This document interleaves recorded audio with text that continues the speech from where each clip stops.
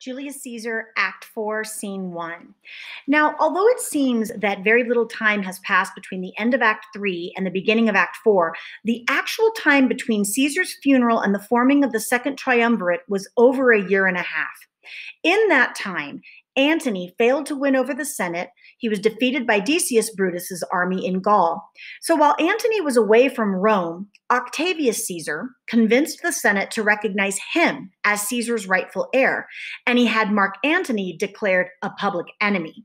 In the meantime, while Antony and Octavius are at odds with each other, Brutus and Cassius gathered their forces and amassed their power over the eastern portion of the Roman Republic.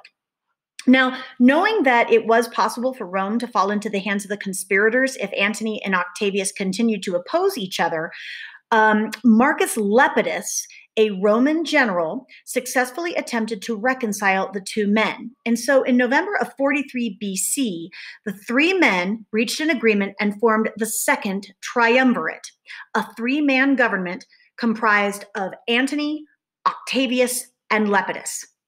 Now, Act 4 opens on a pretty horrific note because Mark Antony, Octavius, and Lepidus are going to casually assemble a list of men who are to die. Remember how Mark Antony seemed so cool in the last scene? Well, now we see a very different side of him. The list of people to die includes not only enemies of the triumvirate, but even friends and family members as well. And listen to how these guys bargain with each other, offering the death of a nephew for the death of a brother. It's a pretty gruesome game, and it clearly illustrates the viciousness and the atrocities created by ill-managed insurrection. Now, motivated by his obsession to revenge Caesar's death, Antony's savage and unscrupulous character is further revealed as the scene progresses. Remember his passionate funeral speech? Antony used Caesar's will to inflame the crowd, remember?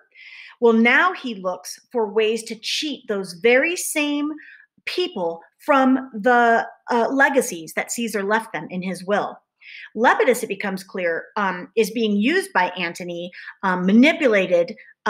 He manipulates people as easily as before. So just watch Antony manipulate Lepidus as well. This scene becomes a very fascinating parallel to Act 2, Scene 1, where the conspirators are having conversations about who should live or die. So you just realize that you have this sharp contrast in this scene. Antony and Octavius clearly illustrate that compared to the new triumvirate, Caesar was a rather harmless tyrant. Here we go. Act 4, Scene 1. Oh, I'm not even ready with my document. I'm not re-recording all that, so you guys are going to have to wait with me. Let's move my face. Let's get down. Oh, no. Act 3, Scene 3, where are we? Oh, heavens. Let's get there. It's got to be further here. Oh, no. Stay with me. Oh, thanks. I'm afraid they'll all turn off if I don't keep them with me. Oh, my goodness. Act 4 is so far away. Oh.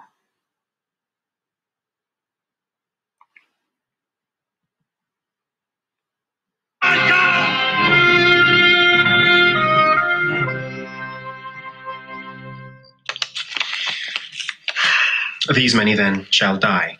Their names are pricked. Your brother, too, must die. Consent you, Lepidus? I do consent. Prick him down, Antony. Upon condition Publius shall not live, who is your sister's son, Mark Antony. He shall not live. Look, with a spot I damn him. But Lepidus, go you to Caesar's house, fetch the will hither, and we shall determine how to cut off some charge in legacies. And what shall I find you here? Or here or at the Capitol. Look how he talks about Lepidus behind his back. Oh, this is a slight, unmeritable man. Meet to be sent on errands.